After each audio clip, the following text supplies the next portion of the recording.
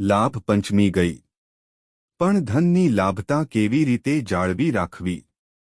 ઘણા લોકો કહે છે કે દિવાળી પછી ભાગ્ય બંધ થઈ જાય છે, પણ માતાજીના ભક્ત માટે આવું ક્યારેય નથી થતું. આજે હું તમને જણાવીશ એવા 3 ગુપ્ત ઉપાય, જે લાભ પંચમી પછી કરશો તો ઘરમાં ધન, સુખ અને આનંદ ક્યારે ઓછા નહીં થાય. ચાલો ચામુંડા માતાના આશીર્વાદ સાથે શરૂ કરીએ આજનો ભક્તિ ઉપાય. લાભ પંચમીનો દિવસ તો સૌ જાણે છે, વ્યવસાયમાં નવો વર્ષ શરૂ થવાનો દિવસ. જે દિવસે વેપારીઓ પોતાનું નવું હિસાબ શરૂ કરે છે. પણ શું તમે જાણો છો કે લાભ પંચમી પછીના દિવસો પણ એટલા જ શક્તિશાળી હોય છે? કારણ કે આ દિવસોમાં કાર્તિક માસની પવિત્ર શક્તિ આખી ધરતી પર વ્યાપી હોય છે. આ સમય એ છે જ્યારે આપણે નાણાં સાથે નૈતિક લાભ પણ મેળવીએ, અર્થાત ધનની સાથે શાંતિ, સંતોષ અને માતાજીની કૃપા. ભાગ 1. લાભ પંચમી પછીનું પ્રથમ કામ. સવાર ઉઠતા જ તમારે સૌપ્રથમ ચામુંડા માતાજી કે લક્ષ્મી માતાની આરતી કરવી. ઘણા લોકો દિવાળી પછી પૂજા બંધ કરી દે છે, પણ આ સૌથી મોટો ભૂલ છે. ચામુંડા માતા એ એવી શક્તિ છે કે જે સતત પૂજાની માંગ કરે છે. જેમ સૂર્ય દરરોજ ઉગે છે, એમ માતાની આરતી દરરોજ જ થવી જોઈએ. ઉપાય: દરરોજ સવારે એક નાની દિયા જલાવો. તેમાં ઘી, એક તુલસીનું પાન અને થોડી ખાંડ મૂકો. એ દિયા સામે કહો, માતાજી, જેમ આજનો પ્રકાશ ક્યારે બુઝાય નહીં, એમ મારા ઘરમાં પણ સમૃદ્ધિ સતત રહે. ભાગ 2. ધન વધારવા માટે વિશેષ ઉપાય. લાભ પંચમી પછીના ત્રીજા દિવસે એટલે કે 29 ઓક્ટોબરે એક નાનું ઉપાય કરો. ઘરમાંના મુખ્ય દ્વાર પાસે ગોળનો ટુકડો અને તુલસીનું પાન મૂકો. આ ઉપાયના પાછળ એક ગુપ્ત અર્થ છે. ગોળ મીઠાશનું પ્રતીક છે અને તુલસી શુદ્ધતાનું. જ્યારે આ બે શક્તિઓ એકસાથે આવે છે, ત્યારે ઘરમાંથી નકારાત્મક શક્તિઓ દૂર થાય છે અને ધનનો પ્રવાહ ચાલુ રહે છે. જ્યાં મીઠાશ અને શુદ્ધતા હોય, ત્યાં માતાજી પોતે વાસ કરે. ભાગ 3. વ્યવસાય અને નોકરીમાં લાભ માટે.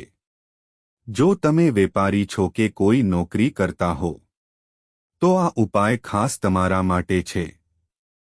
29 ઓક્ટોબરે બપોરે 12 વાગ્યાથી 3 વાગ્યાના સમય વચ્ચે તમારા ઓફિસ કે દુકાનમાં એક નાનું સિંદૂરનું ટપકું લગાવો. પણ એ લાલ કપડામાં ચઢાવીને ચામુંડા માતાને અર્પણ કર્યા પછી જ. આ ઉપાયથી માતાજીનો આશીર્વાદ તમારા વ્યવસાયના પ્રવેશદ્વાર પર જ સ્થિર થઈ જાય છે અને નવો ગ્રાહક, નવો લાભ આપમેળે તમારી તરફ ખેંચાય છે. જ્યાં માતાની શક્તિનો આશીર્વાદ હોય, ત્યાં નસીબ દરવાજો ખોલી જ દે છે. ભાગ 4. માનવીય સ્પર્શ અને પ્રેરણા.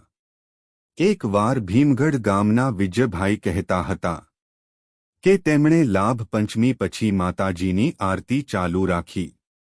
દરરોજ સાંજે 5 મિનિટ માટે માત્ર દીવો જલાવતો. 3 મહિનામાં જ તેમના નાના દુકાનમાં ગ્રાહકોની લાઈન લાગી ગઈ. એ કહેતા હતા, મારું ભાગ્ય બદલાયું નહીં, પણ હું માતાજી પરનો વિશ્વાસ બદલી શક્યો. આ વિશ્વાસ જ સાચો ઉપાય છે. ભાગ 5. કાર્તિક માસના વિશેષ ઉપાય. કાર્તિક માસમાં જો તમે દરરોજ તુલસી આગળ દીવો કરો અને ઓમ મહાલક્ષ્મ્યે નમઃનો જાપ કરો, તો માતાજીનો આશીર્વાદ ધન રૂપે મળે છે અને ઘરમાં ક્યારે અંધકાર નહીં રહે. 29 ઓક્ટોબરનો દિવસ ખાસ છે કારણ કે તે અષ્ટમીનો આરંભ છે, જે દિવસ ગૌસેવા અને પુણ્ય કર્મ માટે સર્વોત્તમ ગણાય છે. તેથી જો શક્ય હોય તો ગાયને ગોળ, રોટલી કે ઘાસ ખવડાવો. આ કાર્તિક માસમાં કરેલું ગૌદાન 1000 ગણું ફળ આપે છે. ભાગ 6 અંતિમ આશીર્વાદ સંદેશ। આજે આપણે બધા ધન મેળવવા માટે દોડીએ છીએ, પણ સચ્ચો લાભ તો ત્યારે મળે છે જ્યારે ધનની સાથે શાંતિ પણ મળે। ચામુંડા માતાજી કહે છે, તમે પૂજા કરો કે ઉપાય, પણ હૃદયથી કરો એ જ મારી ભક્તિ છે। તો ચાલો આજે પ્રણ લઈએ કે દિવાળી પૂરી થઈ ગઈ હોય, પણ માતાજીની ભક્તિ ક્યારે પૂરી નહીં કરીએ। અંતિમ ભાગ। જો તમને આ વિડિયો ગમ્યો હોય તો લાઈક કરો।